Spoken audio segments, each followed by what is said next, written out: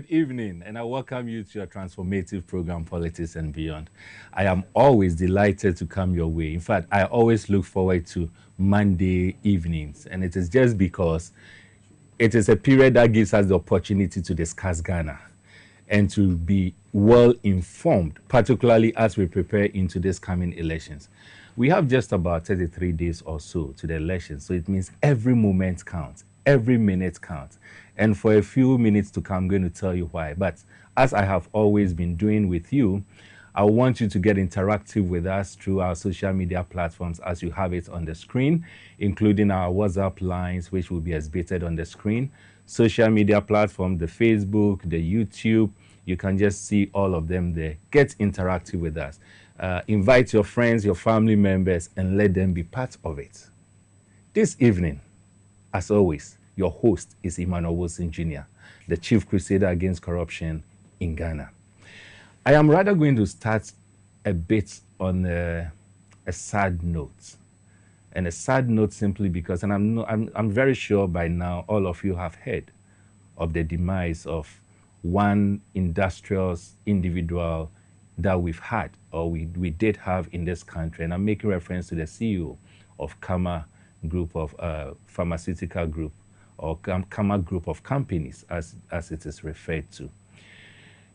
I started telling you right from the beginning of this year, and it's amazing how time flies, that anytime you have the opportunity to go and vote, you are not just voting or making a decision for fun.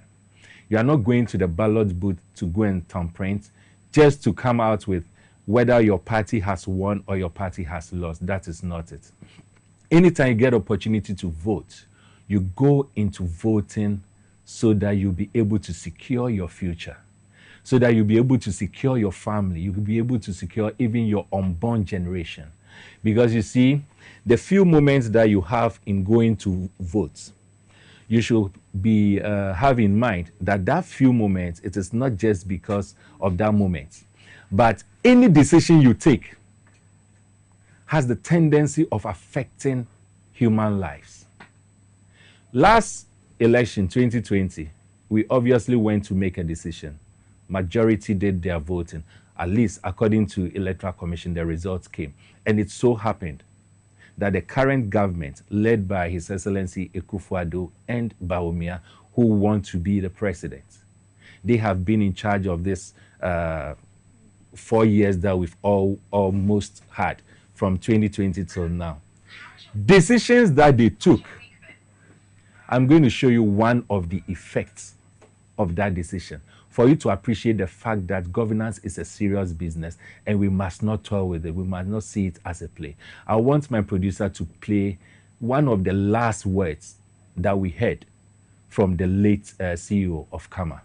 Let's just have a view.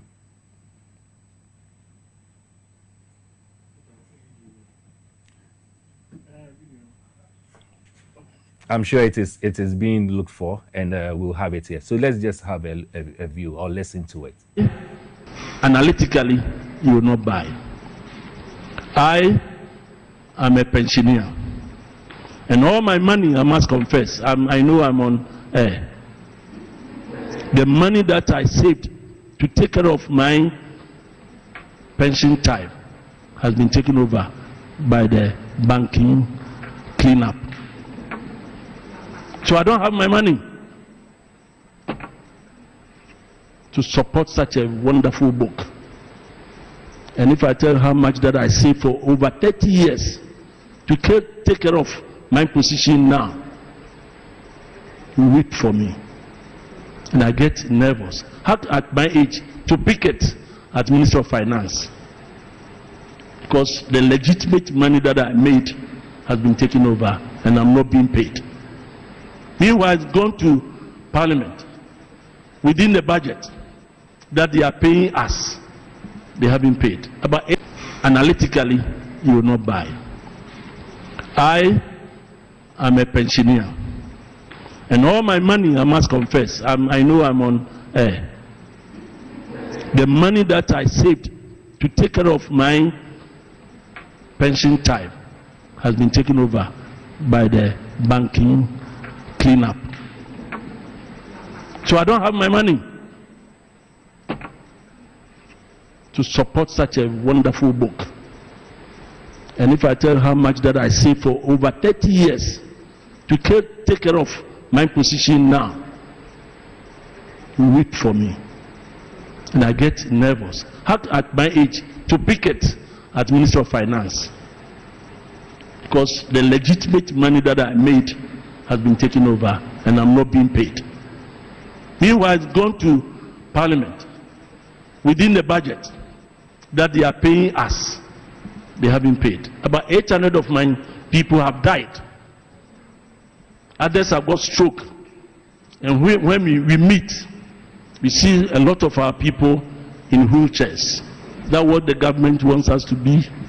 That's what you want me to be. My right hand side of my mind told me that save, continue to save towards the future. Now, I cannot even afford 1,000 cedis to buy this wonderful book. I'm the chairman, so I'm forced to buy it. How do I buy?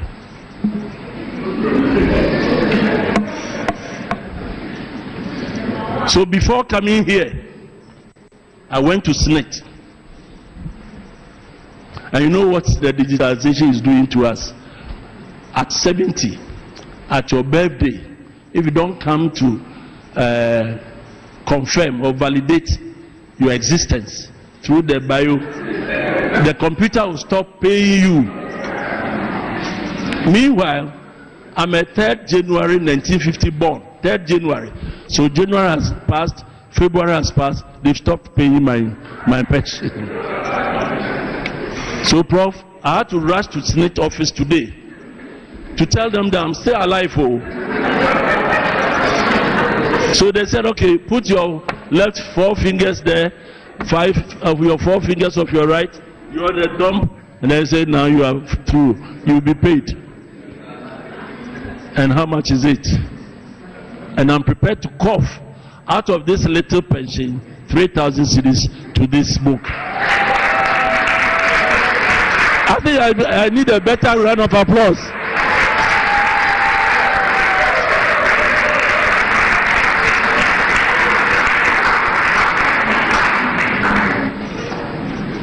I used to be a showboy as well, but now I'm down.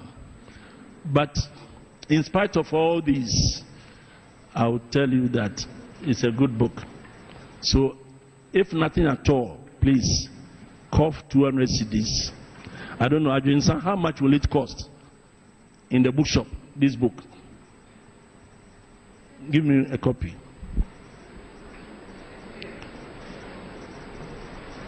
How much will it cost in Kingdom Books, for example? About 200, 250. So let's say the face value will be 200 cedis. So can I say that before everybody leaves this room and get the blessings? Well, so you see how sad this is. This is an old man, 70 years. I'm sure he's 71 by now or before he died. But let's even say average of 70 years. And there's a man who has sacrificed his entire life. He's not going begging. He's not going stealing. His only crime was that after working so hard, he decided to save some of his earnings and rewards for the future, only for this government to mess it up. And I'm sure that contributed to his death. And so the point I'm making is that decision making as far as election is concerned is not a child's play. Because when you make the wrong decisions, policies that will be formulated and implemented as a result of those individuals you voted for has the tendency of letting people lose their lives. We want to wish the family our deepest of condolence, and to reiterate the fact that as we have about 33 days to elections, please, let us be very mindful of who we vote for. We are going to take a commercial break, and when we come back, I'll introduce the topic that we have for this evening, and then we'll get interactive. Stay tuned.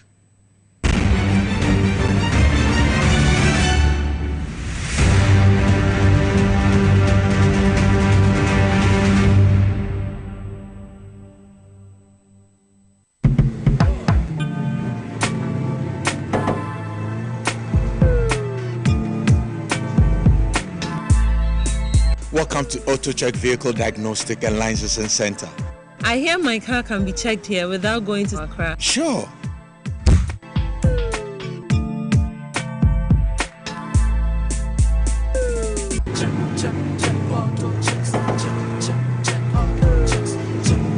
Emission, check. Alignment, check. Brakes, check. Visit AutoChecks at Koforidua Aquadum Road for the roadworthiness of your vehicle, from saloon cars to heavy-duty industrial vehicles. Madam, your car is now ready for the road. Thank you so much. Auto checks, check. AutoChecks, your safety, our priority. Check, auto checks.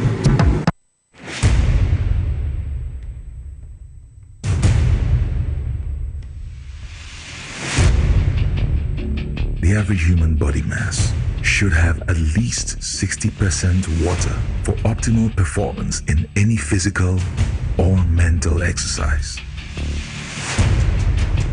We can help you maintain it naturally.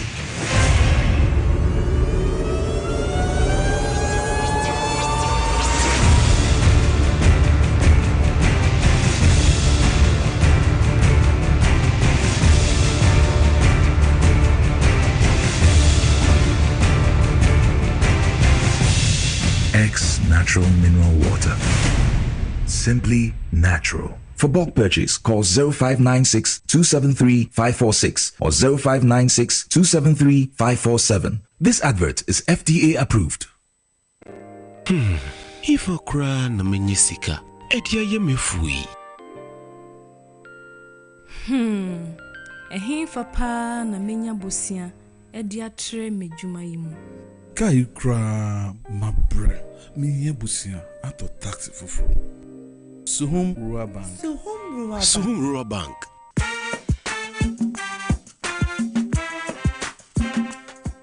Yemamwa kwa baba Suhum Rural Bank. Ye won hyehyɛ ahodo bi te sɛ dwadifo abosia, ekokro bosia, susu account, and it does all savings account.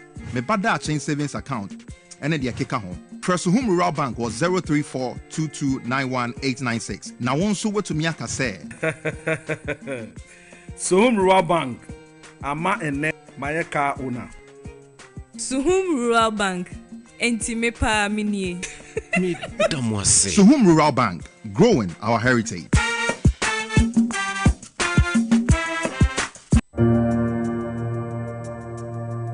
Welcome to the Royal Dazzle Event Center.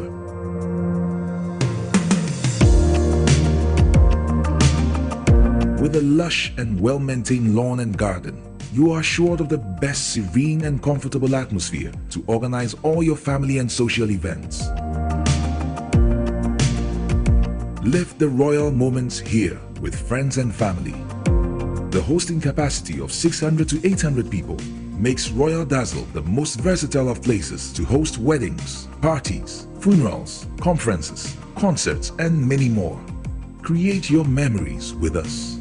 Call us for inquiries on 055-814-8585 or 024-620-2144 or pass by and speak to any of our friendly staff. Locate us at My John, close to Zoom Lion headquarters. Royal Dazzle Event Center, creating memories.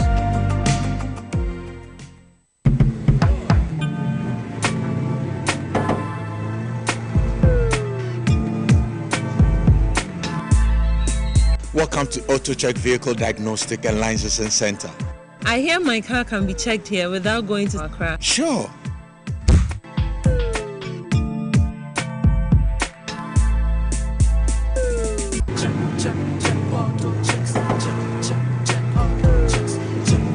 Emission, check. Alignment, check. Brakes. Check. Visit AutoChecks at Koforidua Aquadum Road for the roadworthiness of your vehicle, from saloon cars to heavy-duty industrial vehicles. Madam, your car is now ready for the road. Thank you so much. Auto checks. Check. AutoChecks. Your safety, our priority. Check, auto checks.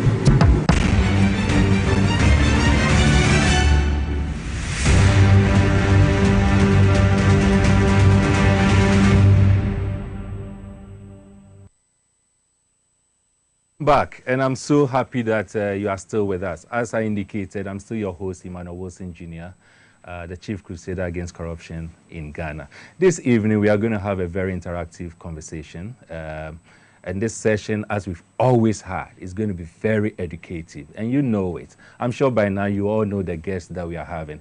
He's a person that needs no introduction. In fact, he's someone that I have really grown to appreciate, and getting closer to him every moment makes me respect him so much. I mean, he needs no introduction. We are talking about, your own, my own, our own, Dr. Spielgabra. Dr. Spielgabra, as we know, has been former, so many formers, diplomats, and all that. But today, he's also the chairman of an organization known as the African Business Center for Developing Education. Simply put, ABCDE. And he's also a proud board member of Crusaders Against Corruption Ghana. Doc, welcome. Thank you so welcome. Much. Thank you it's so much. Good to see you. Anytime I see you, I feel so encouraged. And I'm sure it's not just me. Most of the young ones, they always feel encouraged. Yesterday, when your flyer was circulating, someone sent me a message that, tell him that he's my mentor. Oh, wow. Very good. I appreciate that. Doc, how have you been? We practice professional mentorship at ABCD. Very well. We go out to schools and universities and share our knowledge with them about things we did in our own lives, and try to find out what their plans are for their lives, and see how any knowledge we may have acquired by God's grace on earth can touch any of their lives. So we are always trying to mentor one person. I think it is one thing we are lacking in this country, mentorship. Yeah. And I don't know why. You've been a former educational minister before. I am thinking that we should have had it as part of the structure, the curriculum. But I don't know why we have that gap. It is more like, probably in recent times, we are doing very well in terms of counseling. Yes, guidance and counseling. But some years back, we were not having that. And I'm hoping that as we progress as a nation, we'll get to a stage where we'll have a strong mentorship as a structure. Guidance and counseling has always been part of the Ministry of Education structure. You're very well. But respectfully and unfortunately, because the subject matter we are talking about, in the Ministry of Education and in most other ministries, people don't gravitate towards those aspects of the ministry's work where there's no money to be shared or stolen or to be messed up with. So you find that people will not be doing much with guidance and counseling. They can't see any money there. There are no contracts to be signed. I get you now. I get you now. Now, there's one thing we are talking about. I mean, it's very, very important, and it has to do with corruption, the impact of it on our economic development as a nation. Now, this country, whether we like it or not, one of the key things that is going to affect our elections has to do with the economy, how the economy is performing. Strangely, it looks like, with the exception of probably one or two, specifically the NDC flag bearer and that of Afrafanton, Mr. Alan Sherman, the others seems not to be talking so much about the economy. Either they are moving to digitalization or something else, which I don't know. Recently, there was a question that was posed by the flag bearer of the NDC. And I want us to quickly go through it. So this one says that 5 questions from Mahama to Baumia. Why has the cedi deteriorated in value from 4 cedis to $1 in 2016 to almost 17 to $1 today? In fact, it is not almost. I think it is now 17. Now, the second one, why has Ghana's public debt risen from 120 billion in 2016 to 763 billion in 2024? That's huge. Why did inflation rise to its highest in the Fourth Republic of 54% under your watch as economic management team chair? The fourth one, why did you borrow more than 42 billion Ghana cedis from the Bank of Ghana and cause the central bank to post its heaviest loss of 60 billion? That's huge. Yeah. The fifth one, why have you run away from giving lectures on the economy? Why has the word economy disappeared from your lexicon? Doc, these are questions. Yes. Why do you think we need to put premium on the economy as far as this election is concerned? It's not only this election, and it's not only in Ghana, but in other parts of the world, the economy actually is often the driving issue that voters have to decide to where their vote will go. Right. I think somewhere in the United States, somebody said, is the economy stupid? I mean, having a conversation with another. At the end of the day, however you describe the issues, you come back to whether your circumstances today are better than what it was 4 years ago or whatever the time period that that country may have for their electioneering. So in our local language, we have that very, very famous phrase which we must repeat to our voters. Look at your own circumstances and vote according to your circumstances. And that's the litmus test of where a person should vote. If you think that your circumstances today are better than what it was 4 years ago, just because you may have gotten some awoof contracts from here or there, and you are, enjoying some spoils of misgovernance, then you may vote in favor, let's say, of the incumbent. But if you are like most Ghanaians who are struggling, suffering under the heat and the effects, the negative effects of high price increases, spiraling, inflation, uncontrollable cost of living, then your fuel prices, your electricity prices, your food prices, your cost of educational prices, your health care costs, then you are like most people who are struggling to eke out an existence. And for that reason alone, without getting into all the very complicated economics and financial discussions, you know from your pocketbook that it's difficult to have 5 CDs or 10 CDs in your pocket on a daily basis. You vote for another party, at least for a party that has demonstrated before, as in the case of President Mahama and the NDC, our capacity to think about the people. We've had in the past some of our manifesto promises always for the people, always for development. And that's how NDC thinks. And if you think about the history of the party, going back to President Mahama, how he himself, was very concerned about ordinary people and concerned also about corruption, since that's the topic of this subject. There was a deputy minister, who actually once in her car with her driver and I think a friend, said out loud that, I wish I could make $1 million. She didn't say how she was going to make it. She didn't say she was going to steal it from anybody. But the mere fact that a woman minister felt that being in the Mahama government, she could or should make $1 million was grounds for her immediate dismissal. Have you seen such an example under the Bawumia and Akufo-Addo government? A minister just being dismissed for thinking about it. But those who have even done it and have had millions of dollars stashed away in different parts of their bedrooms, where housemates have been able to steal more than $1 million from them, they are walking free.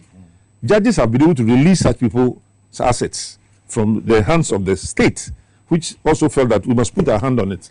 The Serious Fraud Office, or the special prosecutor who was trying to do something about that case, for example, he found that he was not getting cooperation.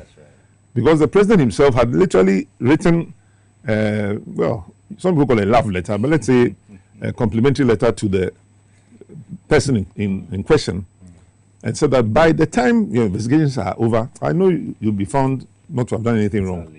So that's the master clearer. That's right. So she was cleared of all wrongdoing even before the police have started the investigation. And if you have that attitude of people being cleared for potential economic misdeeds, I'm talking about corruption here, I'm talking about misgovernance, talking about the economy, then what example does it set? That's the key that I think our president sometimes does not appreciate or understand. You have your own members of your family in government, at least 15 to 20 very, very, very close family members are in the government.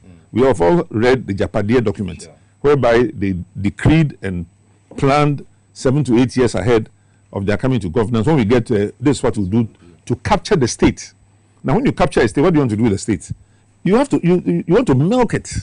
So you started to capture the state, and you are milking it dry, and the dryness is being felt evidently across the whole length and breadth of the economy. And that's so, right. When you have your family members in the governance, in the government, it makes it even more difficult to discipline anybody. And once you cannot discipline anybody, then all your colleagues also say, well, Kojo did this here and was not disciplined, so I can also do this here. Ahmad did this here, was not disciplined, so I can also do so. So it becomes a free-for-all. And the free-for-all is where we are now, which has led to the muddying of our real bodies and the galamseying all over the place. It's a free-for-all. There's no discipline. No, I am happy you moved into that aspect. Now, this past 4 years or so, if you look at the integrity reports, correct, that has come, consistently our position has remained stagnant. Or worsened. Worsened. Yes. Now, the worst position that we had prior to 2016 was 43. Okay. Now, from 2016 to date, the best position we've had is 43. I see. So it tells you clearly that the best way or the worst position that we had, which we were saying that there was a lot of corruption, is rather the best position of this current government. Okay. Now, we talk about corruption every now and then. How does corruption, a lot of people may not appreciate it, but how does corruption affect the development of our economy? Well, corruption is a very dangerous animal or insect. It's worse than a mosquito or a snake. It bites you from time to time. And before we forget, don't let's forget that our friend Martinamidu, that's right, after being appointed as the special prosecutor, and after trying to look for corruption all over the place, eventually wrote and told the whole of Ghana that the president himself, His Excellency, is the, to quote him, the mother serpent of corruption. That's right. I mean, that's an incredible definition of corruption for any president to have. But in any case, the economic impact of corruption is such that it undermines the ethos, the basic ethics of a country, and therefore makes the need to do good things unnecessary. Okay. So we start with the very obvious and popular area of, say, procurement. Right. Every government levies taxes on its people and then uses the taxes in theory to undertake development projects, build roads, build schools, build accommodations, etc. But if in the process of collecting the taxes, even at that point inside, even the collection of taxes, there's corruption even in the collection of taxes. So people are sometimes levied more than they should pay.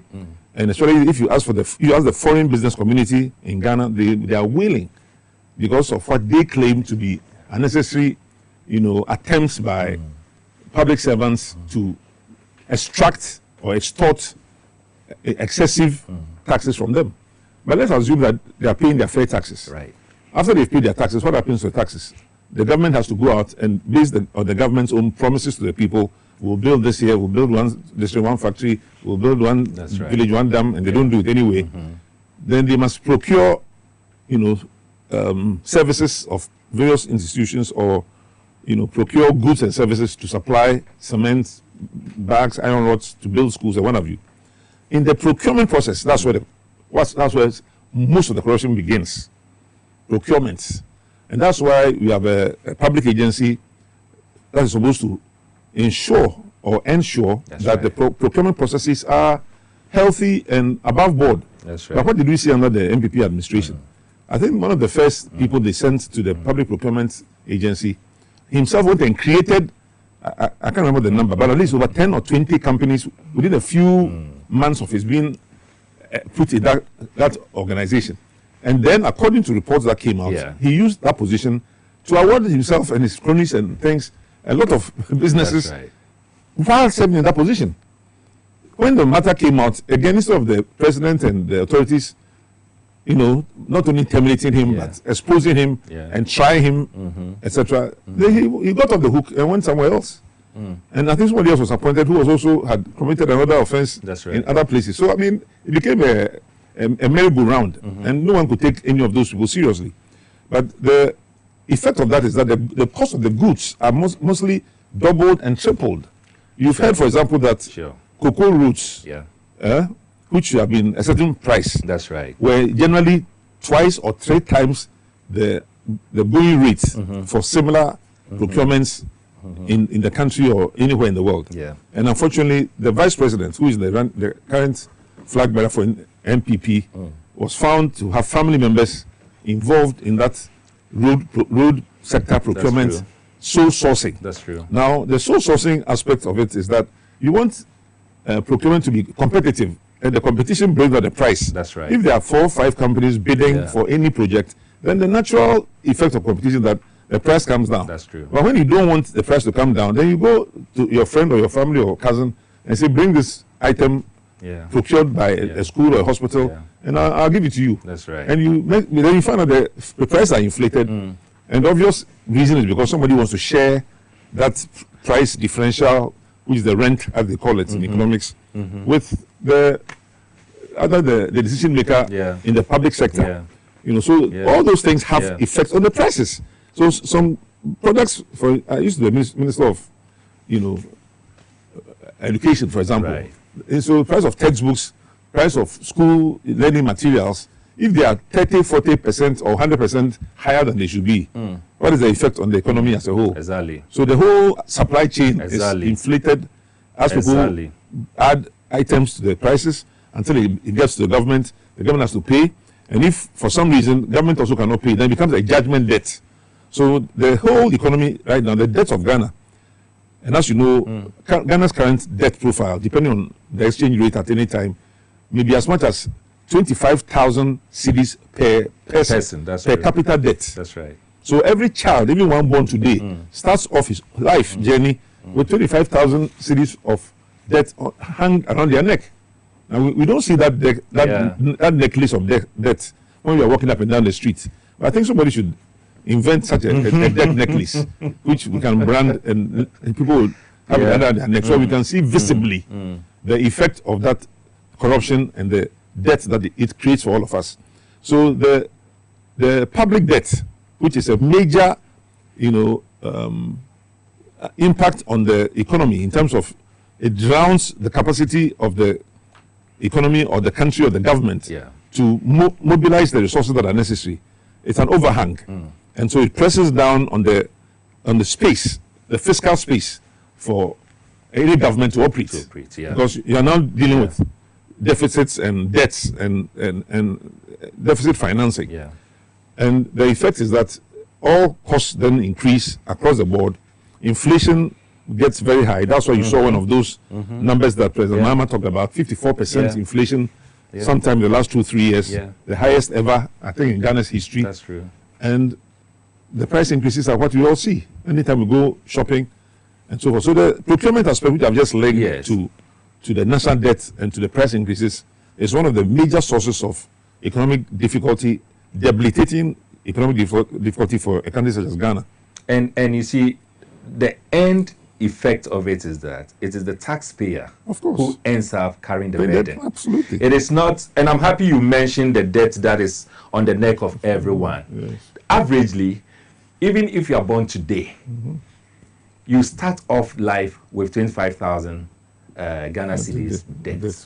It just doesn't make sense. How long will it take you to pay that debt? It doesn't make sense. So even a school loan, if you are given a school loan at a very low interest rate in the United States and even anywhere in the world, it's difficult for you to take 10 to 20 years to pay off the debt. The worst part is when you go to other countries, the leaders will end up building a foundation for you to come and build on. Correct. But in Ghana, because of bad governance and leadership, stealing, and because of stealing, corruption, looting, we are rather digging holes for our unborn children to come and fill before they even start living life. Interestingly, that you mentioned digging holes. Right. You know the biggest hole that has been dug in Ghana? The most expensive hole. Expensive hole dug in Ghana. And it's so sad. And also it's a corruption. Yes. Because nothing has been built. Nothing. And yet, how much has been the amount of money that has gone into it. How much do you claim we spent there already? So much. $58 million. Exactly. For the biggest hole in Ghana's history. $58 million. And yet, Ministry of Education is telling us that we have schools under trees. Correct. We go to communities that we don't have even quality water. Boreholes, we don't have it. Correct. And this is the amount of money that has gone into people's pockets in the name of digging a hole. Yes. And the worst part, if you want to deal with the religious dimension, is that this was based on a pact or a vow that a president swore with his God. A personal vow. A personal vow that, dear God, help me to become president. And if you do so, then I will serve you all my life and build you a cathedral. So these were the vows that we heard about in the Bible, the Samsons and the Josephs. They all had these kind of vows. Yeah. But here's a vow that you vowed not to use government resources. And you broke the vow. Lies. So if you break a vow to God, what do you think will happen to you? That's the point. The cathedral that you claim you are going to build will never be built. It won't. And so it will permanently be an eyesore and permanently be a reflection on the fact that you actually committed a sin in the eyes of God. In the eyes of God. Doc, we've talked a bit about the procurement, and that is internal. Correct. Now we want to. Fortunately, you've been a foreign affairs, an international person, diplomat. How does corruption? I mean, what effect does it have on foreign investments? Very bad. I mean, if you talk to foreign investors, which I do all the time, if you talk to even ambassadors and diplomats in this country, and they tell you about why companies from their countries are not interested in coming to Ghana and rather would prefer to go to, say, Cote d'Ivoire or to go to Rwanda. People forget that Ghana is only one of more than 50 countries in Africa. That's true. And of course, the whole world, there are over 200 countries. That's right. And so the more competitive your country is, and the more attractive your country is, and the less corruption, because it's a tax. The corruption is a tax on business. It's an additional cost that no business wants to incur. If someone wants to establish a factory, and the factory will cost him, let's say, $1 million. And as soon as he comes to Ghana, even at the airport, in minister's office, people start asking for money. That's right. The guy has not established any business. He has not established any business yet. He has not made even 1 day profit, not 1 month's profit, not 1 year profit. People are starting to extract money from him. And it happens all across the place, so that that person will immediately be frightened and say, hey, what country is this? I know of companies that came, even Warren Buffett, one of the wealthiest, potential investors in the world, came to Ghana, and after such experiences, they leave. And unfortunately for Ghana, when they leave, the message they carry across, which the worst part for us, is that negative. Oh, that country, be careful about that country. Oh, that country, I wouldn't do this kind of business there. Oh, that country, well, postpone it until they get a better government. I wouldn't make this. That's the kind of language they speak among themselves at dinner tables, at cocktail parties, in the quiet hours, on telephone, by fax, by email. So you may not hear it. It doesn't come into the press. They are very obviously concerned about themselves and their reputation, their image. They don't want any government to find foul with them in terms of anything they've said or written. So they will not say these things publicly. But their private actions, their private recommendations go against the country, and all of us suffer based on those kinds of experiences. So it's very important that we find ways to nip corruption in the bud, and that we encourage citizens to be, more public spirited. It's very difficult to have a public spirit, and our Crusaders board has people like Demilovo and Yahutamaklo and others who are very public spirited. John Mensa and others on it, and these are people who really believe in serving the public. That's right. Now, many people don't understand the difference between public service and self-service. Many of us became public servants, even briefly, to serve the public. The word is public service, and the description for you is public servant. People want to be public servants and serve themselves at the same time. So it's not a self-servant. That's right. It's public service. And fortunately for people like us, because our parents, our grandparents may have happened to be public servants, we already knew the culture of what a public servant was. You're not supposed to be coveting your neighbor's house your neighbor's car, because this guy has, got a big car, a big house, and you are constantly bleeding inside. No, public servants are not supposed to think that way. But it's very difficult for some people who just want a job. They want a position, and they go to public service. Yeah. But without the ethos, without having imbibed the culture and the thinking, the reflection, and that's an internal process. How to behave yourself as a public servant. How not to take even a pen from an office, which I never did. That's right. Assets of various kinds were at my disposal. If you're the first minister of communication in Ghana, that's right. All the frequencies of all the radio stations are in your hands. That's right. As first chairman of the National Communication Authority, all the frequencies, you can take 3, 4, 5, pack them somewhere and leave it for your family or cousins, and it will appreciate in value. A few years later, it's worth 3 million, 10 million, 5 million. You can sell it to anybody you want. And if you have people like us who didn't do those things, we want to tell Akufo-Addo's government that we have done that. We have managed to behave ourselves in the past. Yeah. So why is it that some people find it so difficult to behave themselves? In any case, he told everyone that if you want to make money, don't come into my government. Make your money outside. But people saw him helping others in his own family to make money. So they all jumped into it. It's a free for all. But how did it switch? Because you see, when I was growing up, there was one thing that we all had in mind. Because we were told every corner you pass, you will hear it. Good name is better than riches. Yes. Good name is better than riches. Today, as we speak, the average person believes so much that riches is better than good name. Yes. Why? How did it get? What happened? Well, I think for all many years we have not done well enough to appreciate those who went and served the public. Even in the private sector, there are many good people who served the public through the private sector.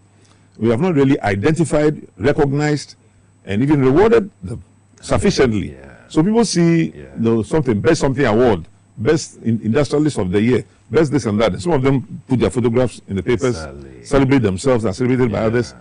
I hope most of them are good, but then there are people who are also men and women of integrity. Apart from the Best Teacher Award, which was established, I believe, in the Rollins era, and I had the privilege of identifying some of the best teachers and giving them awards. Okay. Now, the Best Farmer Award, I think also established under the Rollins regime. Rollins, that's true. So Rollins tried to identify certain ways of rewarding individuals for good service to Ghana, but many others do not come with that in mind, and they probably want to have a best or the most corrupt person award to satisfy themselves and their family. That's interesting. There is in all of this, one thing that is really of a negative effect, and the Afrobarometer survey or the report confirms it, is the devaluing or the decreasing of trust, public trust. Absolutely, institutions. Especially in institutions. Yes. And it is just because of the perceived corruption. Correct. You see, we always say that we want to build strong institutions and not strong individuals or persons. Yes. Obama said it. We all believe in that. But the fact is, day in, day out, our institutions are becoming polarized, and individuals are losing trust in the institutions. And it is worrying because it is a serious threat to the democracy that we are practicing. That is true. How do we change this? Institutional faith, institutional confidence. I think if we go through again the Afrobarometer, institutions have been mentioned, and I won't have the proper order, but I know the presidency is usually evaluated, Parliament is evaluated, the judiciary is evaluated, then the police service, security services are there. Then often it comes to journalists and sometimes even men of God and so forth. So there's all categories of people, business executives. It's not an easy question to address in terms of how did we get here and how do we get out of it. But I believe that it has to start with each individual and the confidence that they have in themselves and the faith that they have in doing the right thing. But as I've said earlier, we must reward good people suitably. And I don't know all the various recognition systems and award systems and medal systems that one can invent. But I know that we had the best example in our first president. He was trying to set the example for our foundations. President Kwame Nkrumah decided that he will not be corrupt, and that everything that he did will be for Madagana. That's right. But how come he got such a bad name? And who gave him that bad name? It was his opponents, political opponents, who he will not allow to steal the public purse, who, instead of admitting that Nkrumah is not allowing us to make money, Nkrumah is not allowing us to make money, they won't say that. They say Nkrumah is a bad man. He has Kankam Nyame in his back. That's right. He's doing juju. He's doing, so, they used the public imagination and told wrong stories about him. Yeah. And I guess he wasn't able to, counter these stories effectively right. until people really believed most of what they were reading. And when it was overthrown, they also contracted musicians and contracted the graphic designers and cartoonists to draw Nkrumah in the most devilish of cartoons and characters. Until some of us who were very young at the time wondered what was going on. But I happened to have been a young pioneer. Yeah. And that was one of Nkrumah's ways of putting a seed of the right mind amongst us as young people, so that hopefully some of that group will grow and try to fertilize that, the acreage that had been planted and produce the right kind of crop. But they are there, and there must be a process by which we should identify all young pioneers one day. That's right. Let us meet in some assembly hall and find out, important. hey, what are we doing? Who are we? Where have you been? Very important. What is left of the remnants of that group, the residual of that group who had that mindset that crop implanted in us. And then the people in those days, before you get into the public service, you have to go to the Ghana Kwame Nkrumah Ideological Institute at Winneba. All public servants had to go, and the Americans and people who think that we say they went to get indoctrinated, and which gives it a bad name. Yeah, but you go and get the doctrine, you go and get the philosophy of Nkrumahism and what it stands for. Why do I have to have ethical behavior? Why do I need to be honest, an honest civil servant? Why do I need to be fair to, ensure social justice in my administrative decision making? Those are the kinds that people are being taught. But so when you go there, you come out, you become a much better person. So we know that people like President John Evans Atta Mills went to the Kwame Nkrumah Ideological Institute. Oh, he did? Oh, yes. That's interesting. He was one of the students there. So one of the attributes that he carried all the way to his death was the principles of, I'm not here to make money, I'm here to administer the government. This is what endeared him to President Rawlings, which made Rawlings select him and say, look, this man can actually be a president after him.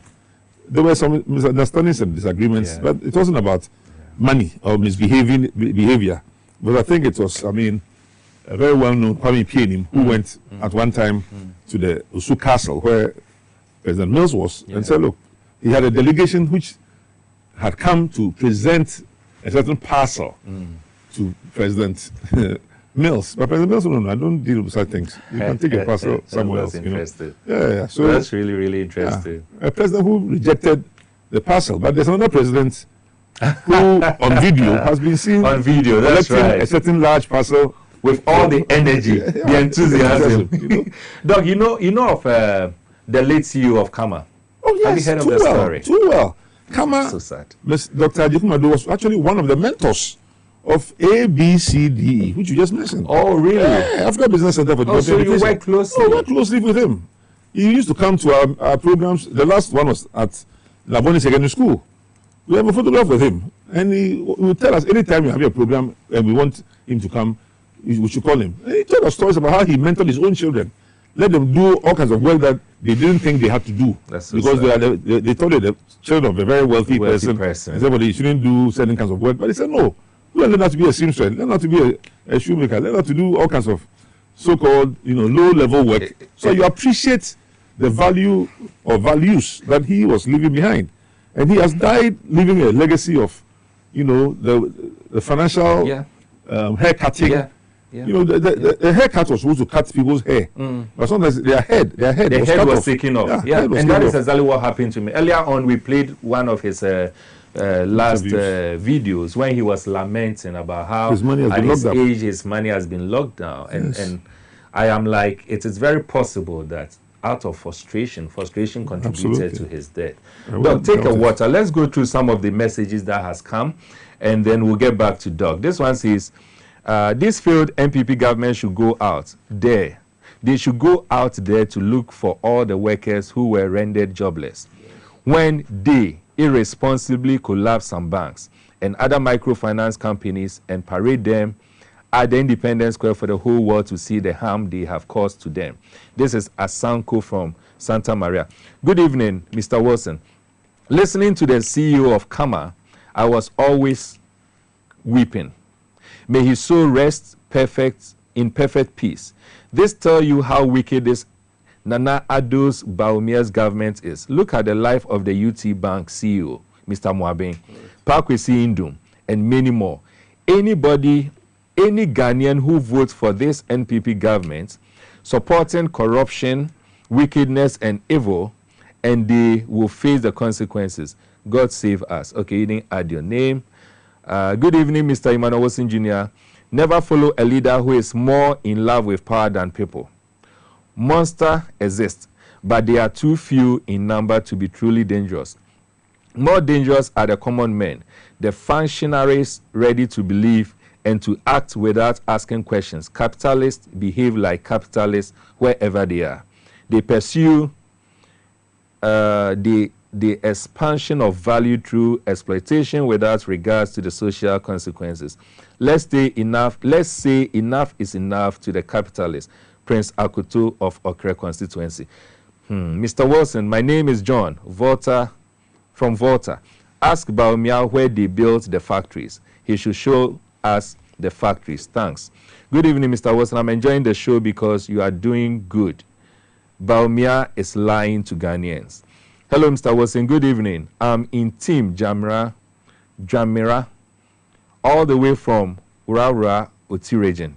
May God Almighty bless you all for the great job you are doing. Government is instituted for the common good, for the protection, safety, prosperity, and happiness of the people, and not for profit, honor, or private interest of any one family member or class of men. Let's voice and vote against this MPP government. Enough is enough. You didn't add your name. John Mahama is coming again because during his tenure, my investments did not receive a haircut. My business was doing well. Toyota rate for Uber was 19,000 cedis. The youth could afford rent. With 7 cedis, you could eat good kinky and fish. The dollar was 4 cedis to $1. MPP government, dear, never again. Lalai from Ablade, Efia Kuma Zongo, Takrade. If Baumia can't answer the 5 simple questions from the former President Mahama, he should go to sleep and stop the lies of I will create so, and so jobs during my 8 years. Okay. When Dr. Baumia got the opportunity, what did he do to the economy? And today he's lying that he will create 4 million jobs in his term as president. Even the NAPCO they themselves created, what happened to that policy? Liars. My greetings to, okay. Mr. Amidu, description of President Nana Addo as mother serpent of corruption. Ghanaians didn't take our time to really think of that statement. It was or is a very deep statement, but Ghanaians just took or take it lightly and now see the effects of that statement today. This is Aaron from Oyarifa. Good evening, Mr. Wilson. Fantastic program always. More grace to your elbows. I cannot come to terms with Baumia wanting us to bite for him. Maybe vote for him after 8 years of suffering economically, suffering from insults, etc. All MPP lovers should be concerned with the output of this government. Okay, good evening. I don't think there is corruption in Ghana. For me, what we are practicing is greed, stealing. Corruption is a game for a certain class of people, well accepted, from Kaiser in Techiman. It is only Nana Addo's time that everything in Ghana, from security, recruitment, university students, hall accommodation, is protocol. Why? Good evening, Mr. Wilson. How are you? Is Baumia going to finish his previous promises before tackling the current promises? This is from Pizarro from Ashaiman. Good evening, Mr. Wilson. I'm George from Sugakope. It's surprising that the propagates of corruption in 2016 have taught us corruption. God have mercy on them. Hi, Mr. Wilson. This government has wasted Ghanaians' time for 8 years. They have shown that They have nothing for Ghanaians, so we should not entertain them again. You didn't add it. Okay, this is from Asari Kwesi Augustine, Upper Denshire East. Mr. Wilson, you are the best because you guys speak the truth. My name is Bismarck Bini from Tema, Newtown. Yes, if Akufo-Addo can never complete National Cathedral, how can Bawumia lead Ghana safely? Good evening, Mr. Wilson Jr. Dr. Eko Spio-Gabra embodies the leadership Ghana needs to prosper.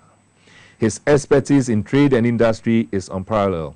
Unfortunately, the current administration led by Akufo-Addo and Dr. Bawumia has hindered progress through poor governance and rampant corruption, also compromising our water resources. It's time for a change. We can't afford another term under NPP's leadership. This is Aigbe from Tamale.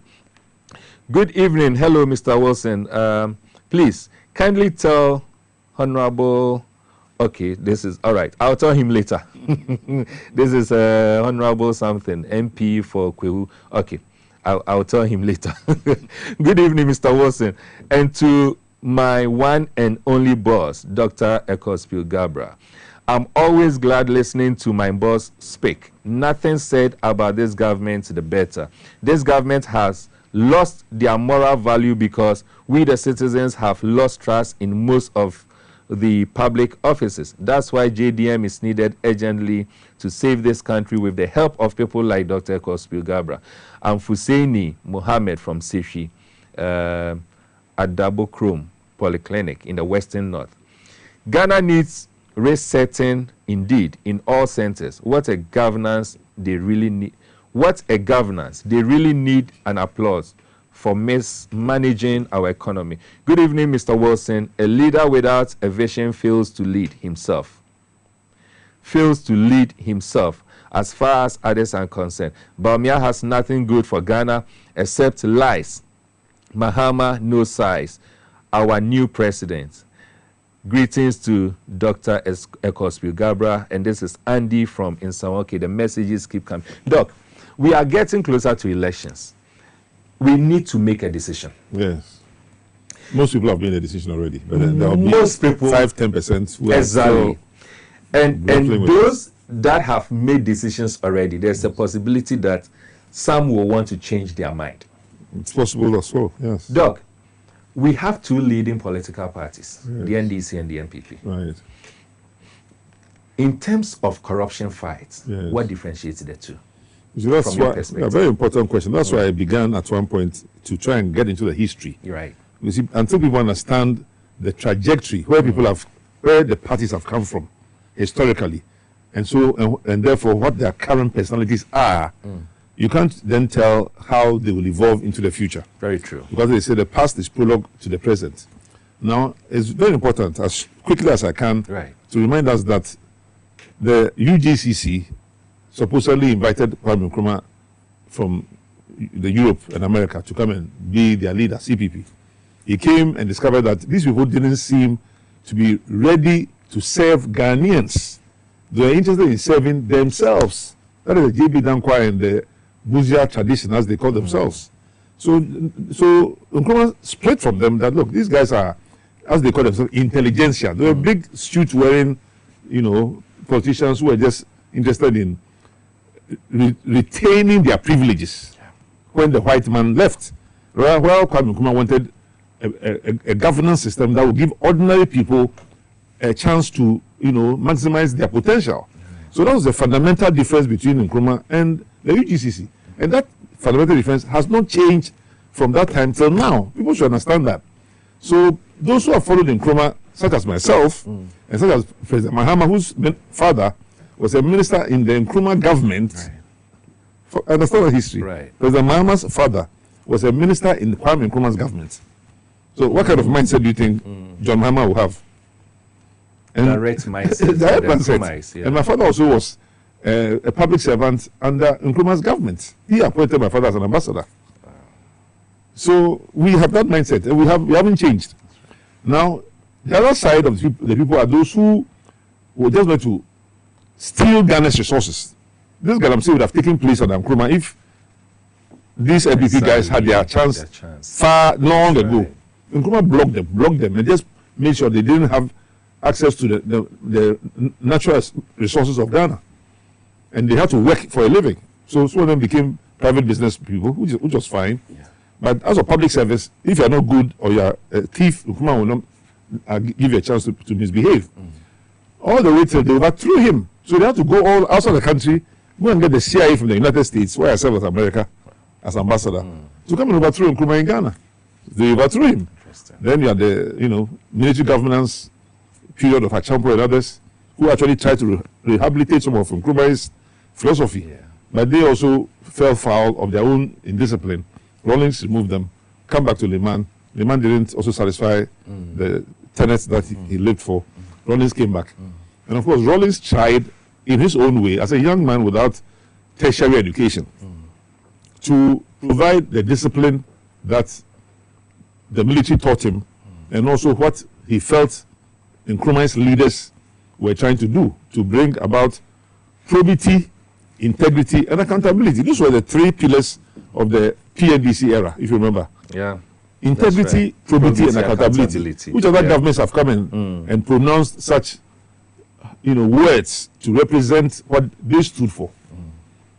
That's right. So that was the PNDC era, and that was when I became a minister, served under Rawlings, and then Rawlings also brought Atta Mills, who also was a very disciplined Nkrumahist, went to Kwame Nkrumah Ideological Institute in Winneba before becoming president, and then Mahama, whose father was an Nkrumahist. So when you see that trajectory, that is the line of people who are dedicated to serving the public and not stealing money, not dipping their hands in public office.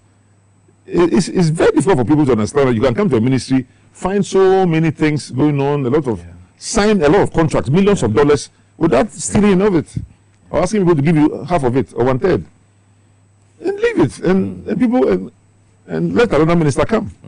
But some people don't know that.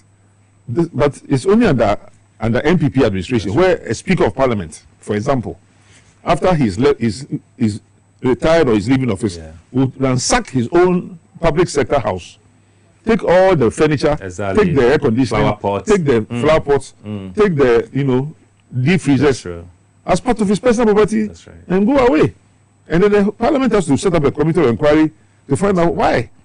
It can only happen under NPP administration. That's what I'm trying to tell you. I get it. So that's how the picture is. It's only under NPP administration that the President of Ghana, President Kufuor, gave a government bungalow, which he had the right to do by law. He had the right to give that bungalow, but it wasn't being done earlier by other governments for ethical reasons. Exactly. It's not a matter of legal reasons. You can be right legally and wrong ethically. Morally wrong. He gave a whole government bungalow on the Independence Ceremonial Avenue to one of his ministers, as if it's a gift. And then MPP came and they're selling government bungalows for 7,000 cedis. 7,000 cedis. 9,000 Very cedis. cheap. Yeah. 5,000 cedis. Yeah. Whole government bungalows. At and they can just convert it immediately Exactly. into millions of dollars. Prime areas. It doesn't be done by other governments. Nobody's saying that everybody in NDC is a saint. No. That's right. That's true. NDC, we can't say all of them are saints, but I'm saying that there's the differences in the two parties is in their philosophies. Okay. Their personal philosophies. Great. MPP say that they are trying to build a property-owning democracy. Now you think that word means that property owning is that let us all own property, which may sound fine.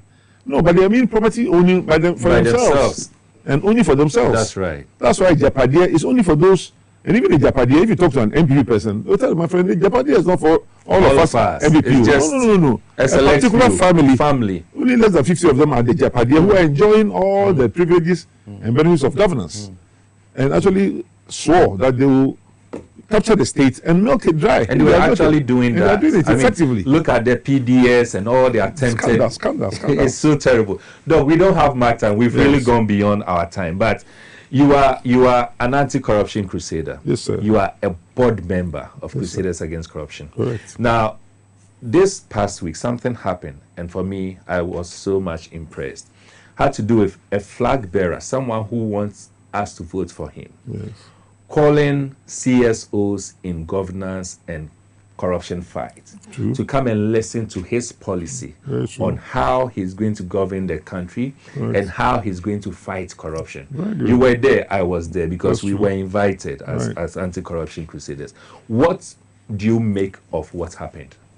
I think it only exemplifies what we've been talking about already, that President Mahama himself comes from a family tradition of public servants who are not there to steal and pillage for themselves. And he even remarked that in his government, of which I was a minister, that's right, there was only one appointee who happened to be his direct niece, and who was a deputy minister. He didn't carry family and friends and all kinds of people into government, as the Nana Akufo-Addo Bawumia administration has done. That's right. Where I think the secretary of the president has at least 5 family members right around there, the presidential household, chairman of this board, chairman of that board. I mean, it's excessive. That's right. They are all smart people, all well trained, yes. So that's why they should have gotten jobs in the private sector where they would have been competitive and been selected based on their merit. That's right. But when you know you can be selected on merit, and instead you use your political power and position to acquire a position, then that's where you're running foul of public sentiment. So the lecture by President Mahama was very much timely, and he gave many examples of what he would do when he comes into power, the investigations that will take place, the operation recover all the loot, which many of us obviously will support. That's right. And many of the things that he will do to improve the governance system of Ghana, and which will then attract the investment. It's all about economic development. And it's about giving jobs to people. And he's giving you the foundations of things that have been done to gain investor confidence for the businessman outside, whether he's Lebanese, he's Chinese, he's Indian, or he's Nigerian or South African, to say, oh, Ghana is a great place. Or even Ghanaians in the diaspora who have also kept their money. They are not interested in investing since they saw haircuts going on. They saw pensioners losing their money. But a Ghanaian overseas who has $500 million, $5,000 come and invest that money if he sees his brothers and sisters, incurring penalties, he will not. So that's why we need to reset the whole economic system, to reset the principles that cover our governance and attract both Ghanaian investors, African investors, foreign investors of all kinds, and rebuild this economy. $10 billion can come into Ghana within the next 2-3 years. With just the right change of mind, the right communication strategies, attracting the right investors, and then I'll have a completely different profile. And I'll be happy to be part of the process by which this is done. That's right. Doc, I'll come to you, give you the last 30 seconds for your last words. But let me just take 1 or 2 messages from the number of messages asked. This one says, good evening, Mr. Wilson. I'm Emmanuel, watching you live from Teshuman in Bono East region. I really like Dr. Eko so much. He's my mentor. I want to pick averagely just one somewhere. Akufo-Addo is behaving like a pig. A pig I'm not getting pig. I don't know what that means. Anyway, sorry. So, good evening, Mr. Watson. Please kindly ask Doc for me.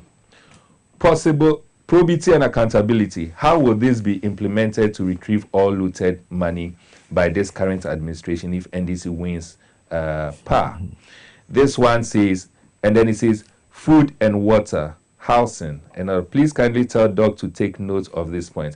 This is what we need as Ghanaians, and this should be taken into consideration very well. Doc, I think just if you can answer this, and then you add your last words for us to end the show, because we've gone past it. That's the difficulty in having an interaction with Doc.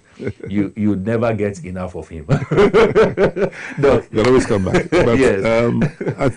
Even though many people have asked many questions that one can answer and take more time, I think it's more important for me to, discuss the last issues as to the election day itself. Exactly. There'll be money being pumped into this economy. That $50 billion CDs equivalent that got misused or abused or lost and was declared as a loss technically in the books of the Bank of Ghana. Most of it may be printed currencies that are waiting to be unleashed into the economy. So watch out in the next few days, actually, especially the few days before the election, the amount of money that will be pumped into the system to supposedly pay all kinds of bills for road contractors, and you see all kinds of road projects going on all over the country.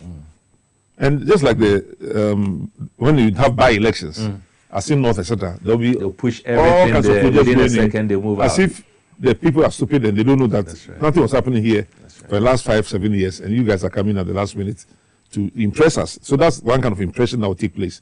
There'll be a lot of commission of projects that are partially finished, almost finished, or partially. You see the highways and those flyovers being rapidly completed in Accra and other parts of the country. But above all is what will happen on election day itself, and the importance of the institutions that have been, mandated to ensure free and fair elections. It's the Electoral Commission, not going beyond their terms of reference to misbehave.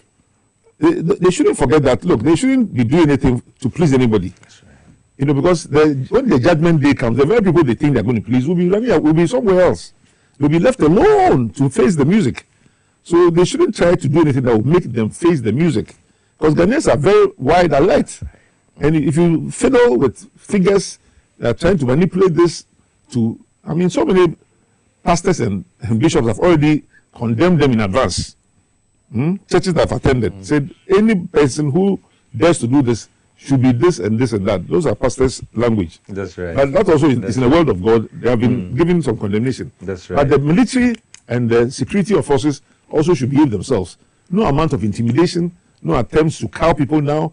And we are suggesting and recommending, for example, that all the military should have larger than normal badges on their chest to tell us who they are, what their names are. That's right. There should be nobody covering their faces anywhere on election day and before that to hide themselves. And the citizens should take the law into their hands to arrest such people who come into their communities claiming to be security officers, but who are masking themselves. There's no policy on masking. And the Inspector General of Police, National Security Minister, should come and announce that anybody who is on duty on that day should not have their face, unexposed. That's right. Then the back of the security person should have their name, or Ting, or Bing, or Kwachi, whatever it is. Big and bold, that you can identify even 30 feet away, that you are the one who committed this offense. That's right. They're not there to commit offenses.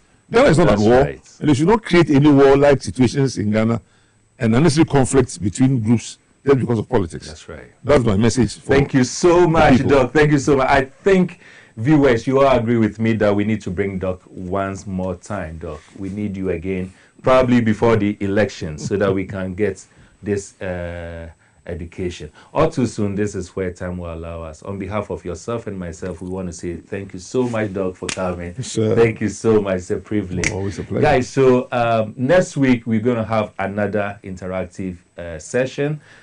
As always, this coming Wednesday, we are going to repeat this episode here on TV XYZ at exactly 11 a.m. Calling your friends and calling your loved ones to tune in, particularly those who missed today's episode. Let us tune in. And I want to appreciate the thousands of messages that have come, those that I could not read. We appreciate it all. Let us still continue getting interactive on the various social media platforms that we have. Together, we will build a better Ghana for all of us. Indeed, I believe strongly that we need to reset Ghana. Where we are now, we have no option for the sake of Ghana, for the sake of your future, my future, the future of our next generation. We really need to save this country and make sure that we take the right decision. We make the right decision coming 7th December. Thank you so much for being with me. Till we meet again next week, my name is Emmanuel Wilson Jr., the Chief Crusader against corruption. And all I can say for now is good night.